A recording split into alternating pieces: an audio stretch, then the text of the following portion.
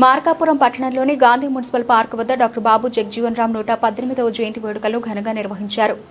ఈ సందర్భంగా ఉమ్మడి ప్రకాశం జిల్లా Congress party minority department chairman doctor Sheikh Mahaboob Ali మాట్లాడుతూ బాబు జగజీవన్ రామ్ స్వాతంత్ర సమరయోధుడు, సంఘ సంస్కర్త, ప్రముఖ రాజకీయవేత్త అని తెలిపారు.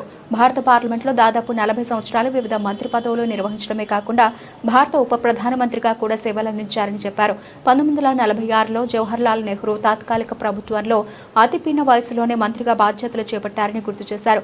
భారతదేశపు మొట్టమొదటి కేబినెట్లో కార్మిక శాఖ మంత్రిగా, రాజ్యాంగ పరిషత్ సభ్యుడిగా కూడా కీలక పాత్ర పోషించారని తెలిపారు. 1971లో భారత పాక్ యుద్ధ సమయంలో రక్షణ శాఖ మంత్రిగా దేశానికి సేవలందించారని, 1967-70 మధ్య కేంద్ర ఆహార వ్యవసాయ మంత్రిగా ఉన్నప్పుడు హరిత విప్లవానికి కీలక పాత్ర పోషించారని కొనియాడారు. దేశంలో సుదీర్ఘకాలం కేబినెట్ మంత్రిగా పనిచేసిన ఘనత ఆయనకే దక్కిందన్నారు.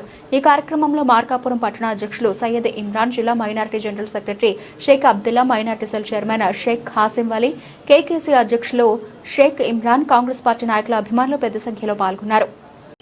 ఈరోజు మన భారతదేశ మాజీ ఉప ప్రధానమంత్రి వర్యులు మరియు భారతదేశ స్వతంత్ర సమర యోధులు డాక్టర్ జగజీవన్ రామ్ గారి 118వ జయంతిని కాంగ్రెస్ పార్టీ నాయకుల ఆధ్వర్యంలో మార్కాపురం పట్టణం గాంధీ పార్క్ వద్ద ఇక్కడ ఘనంగా నిర్వహించడం జరిగింది.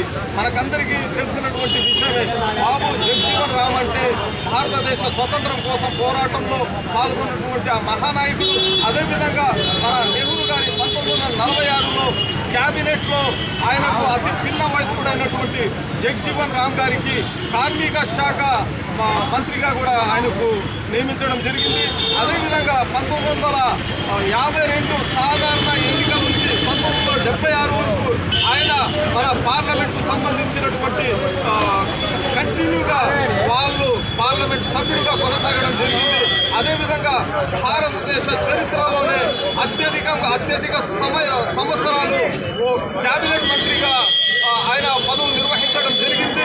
అదేవిధంగా జగజీవన్ రామ్ గారు మనకు చెప్పదలుచుకుంటే 1971లో మన ఇండియా పాకిస్తాన్ మధ్య జరిగినటువంటి ఆ యుద్ధ సమయంలో కూడా జగజీవన్ రామ్ మన భారతదేశ రక్షణ శాఖ మంత్రిగా వాళ్ళు విధుల్లో ఉన్నారు.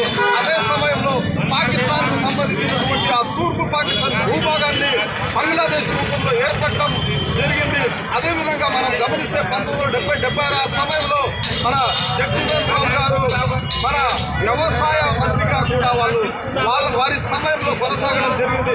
అదేవిధంగా వారి సమయంలో హరిత విప్లవం వల్ల భారతదేశంలో రైతాంగానికి ఎలా అభివృద్ధి చెందిందో మనకందరికీ తెలిసిందే.